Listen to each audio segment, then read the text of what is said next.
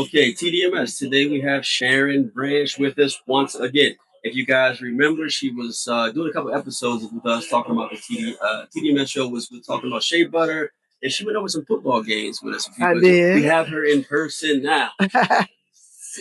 Yeah. Welcome, Sharon. How you feeling? Thank you. Feeling good. Good. Yes. So we have so much to talk about with so many people. I'm getting a lot of feedback from I'm not asking enough questions. I need to go deeper into it. Follow us, like us, subscribe us, and continue to encourage. Give us some feedback. We will get more with Sharon, either remote or in person. So today, what I wanted to really, I've been thinking about it for a few months now. I call it raising lions, raising baby cubs. Hey, So I know a lot about that. yes. So how do we get junior athletes to AAU or to high school or to college? What was some of your strategies or things that you remember from bringing the kids up? Okay. I would say first thing is you got to know your child. You got to know what um, they find interesting. And from there, then you start putting them in various things. Yeah. Whatever you see them gravitating towards, then you kind of are like, you know what? I might have him in this, and this, but I notice when he's doing this sort of thing, he's like a little more engaged. Yeah. And so, and I would say that's how it started. I just knew that Bryant loves sports. Yeah, sure. Even though I know some says, they've started their child in piano or dance, but or gymnastics even. But I knew that it was gonna be sports because he had energy to burn. He was always moving. Yeah. So So you had three boys that boys. played football Yes. to some degree. Money spent, is it a lot of money? Should it be expensive? Should you set a budget for it? What would you suggest? Well, put it this way. I always search for free programs. Okay. Just being honest. Yeah. Because they're out there. Sure. A lot of your rec centers offer, community centers offer, or even churches have a program that may have a nominal fee, but it's affordable. And I put all of mine in that one program. Now, no, it's not going to get the notoriety like AAU, but at that level, you're just trying to get them acclimated to that certain Organized thing. sports. Exactly. In local ways is a good way to get started. Yes. So going up the ladder a little bit, AAU, you have to come into contact with more coaches and parents that are really invested. How do you feel about that? Well, with AAU, your child has to, in order to, I guess, be selected for a team, they have to show a certain level of skill, which would make that AAU coach want them on their travel team.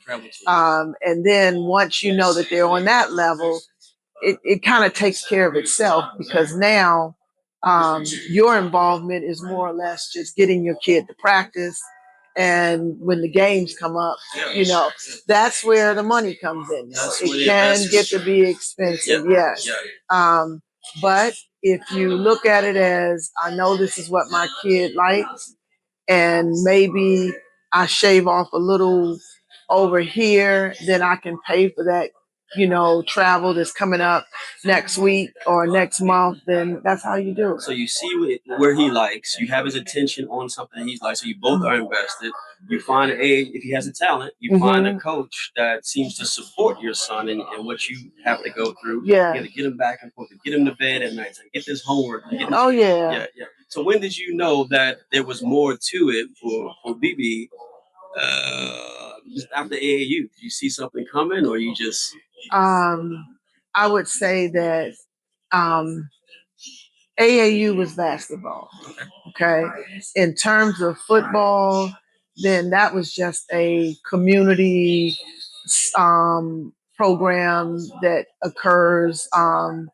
And how they differ is it's not that community program is not going to be like an AAU program where they're traveling and it costs money. That's when I first noticed that Bryant may have had that it factor, just based on what his coaches, the feedback I got from them, and then watching him. And then from there, he goes into, say, middle school and he wants to try out for this team or that team. That's when you know that, okay, my kid is liking this a lot. And at that point, they're playing for the school. Okay. Okay. Does he ever feel like, all right, this is too much, man? Why don't you? All the time. Yeah, pull him back for me. All the Forget time. About become a dentist. There were times when I had to take the sport away to get him in line to do homework that he was neglecting. Or so you're going to have to know that balance when it's time to say, you know what, you're putting a little bit too much focus on this and not enough on this, and make the necessary adjustments, whether it's have them scale back from playing. However, I will say that a teacher of his came to me when I tried to scale back. And because of the amount of energy that she saw, that if Bryant did not let that energy out in the classroom, he was always up moving.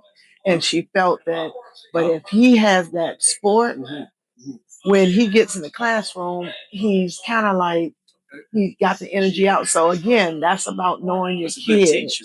Yeah, I couldn't believe it when she called me. It was his homeroom teacher and science teacher. And she just said, "Hey, I've noticed." She said, "I understand that Bryant didn't do A, B, and C, but," she said, "could you find really something else to discipline him, but don't pull him from sport." She said, "because that helps me in the classroom to help him be calm." Help him get to where he's going. Your little, and she doesn't even know.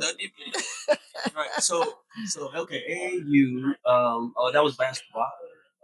Yesterday, he said to me, he said, "Man, I really like basketball." What is he talking about? But anyway, that's another story. But anyway, so after the sort of advanced level organized sports, when does college recruiting? It's different now. NIL, I guess, is involved very early for kids now. College recruiting, that experience, when did that kind of really come in for you?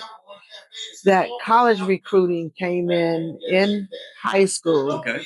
Um, and I would say that, initially you might start out, especially if your son isn't, their rankings.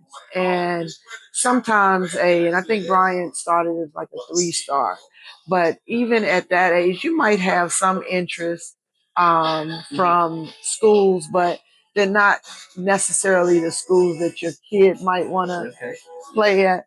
But they're just so happy. You've got to remind them that any interest is better than no interest, and that education. Yeah. So first, second year high school, already nationally ranked in a way. And how did that change the way you were going to get him to the next level? So we just started visiting some of these schools. Okay.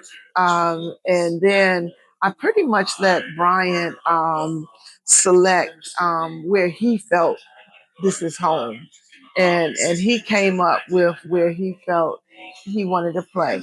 Now he got a lot of pushback from friends, parents of peers, maybe some coaches from rec, not necessarily who was coaching him in high school, that would say, well, why does he want Alabama? Because he won't play at Alabama. There's so many ahead of him. So it came in the back of my mind, and I'm like, well, Brian, if you went to this school, you might. He was like, Mom, I compete. He said, I'm not afraid of going there competing. And he said, and watch, I'm going to play. I'm going to play as a freshman.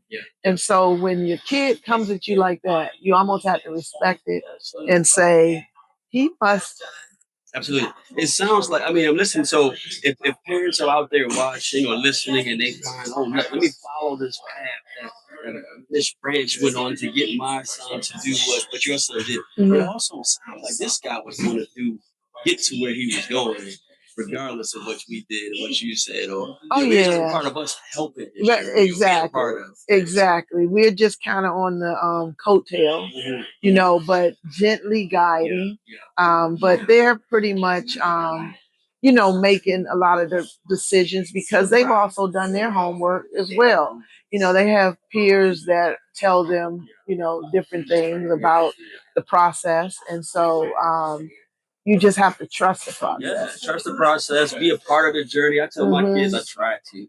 Hey, listen, man, this is your life. I'm just glad to be a part of it. Yeah. So, any advice that you would give parents from youth up to college and above, what would you tell a parent or your past self? What would you tell your kids in sports? I would just say, learn your kid. That's the first thing, and but leave room for them to make decisions, make mistakes. You grow from mistakes and experience, and just be a supporter. Don't be a talker.